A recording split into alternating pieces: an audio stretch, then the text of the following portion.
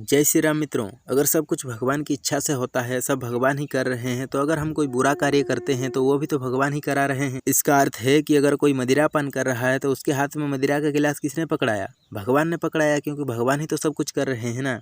फिर भगवान ने कहा अब अपना मुख खोलो और पान कर लिया, तो ऐसे में भगवान को दोष जाना चाहिए, क्योंकि वो ही तो सब कुछ कर रहे हैं। इसलिए नरक जाएं तो फिर भगवान जाएं। प्रभु आपने मदिरा का गिलास हाथ में पकड़ाया था, इसलिए आप नरक जाइए, और नहीं तो क्या। भगवान ने हमारी इच्छा को अपने नियंत्रण में नहीं रखा है। भगवान हमारी इच्छा में कोई हस्तक्षेप नहीं करते हैं। हम पूर्ण रूप से भगवान पर आश्रित हैं। भगवान के बिना हम लोग कुछ नहीं कर सकते। भगवान हमारे अंदर परमात्मा रूप में विराजमान है, वे ही हमें नियंत्रित करते रहते हैं। गाड़ी को चालक जैसे नियंत्रित करता है, वैसे ही भगवान हमारा संचालन करते हैं, लेकिन उसमें इच्छा हमारी होती है। जैसे आपने इच्छा की मुझे यहाँ से चलकर वहाँ जाना है, इसमें इच्छा आपकी है, परंतु आप वहाँ उठकर नहीं जा सकते। भगवान हमें शक्ति देते हैं वहाँ जाने के लिए। इसलिए भगवत गीता सुनाने के बाद भगवान अर्जुन से बोल रहे हैं कि मैंने तुमको सब बता दिया है, अब तुम्हारी जैसी इच्छा वैसा करो। पूर्ण नियंत्रण तो भगवान के हाथ में है, लेकिन उसमें स्वेच्छा हमारी होती है। जैसे मान लीजिए एक राज्य में एक राजा है, तो पूरे राज्य में उनका नियंत्रण है, परंतु फिर भी राज्य में अगर कोई चोरी कर दे तो उसमें उसकी स्वेच्छा है। गलत काम करने के बाद जो परिणाम है वो उसके हाथ में नहीं है। श्रीमान अब आपको जेल जाना पड़ेगा, जेल का आटा खाना पड़ेगा, जेल की चक्की पीसनी पड़ेगी, उसको जेल जाना पड़ेगा। कर्मों का परिणाम हमारे हाथ में नहीं है, परंतु कार्य करना, कर्म करना, उसकी इच्छा करना, ये हमारे हाथ में है। सारा खेल इच्छाओं का है। इच्छाएं ही संसार में बंधन का कारण है।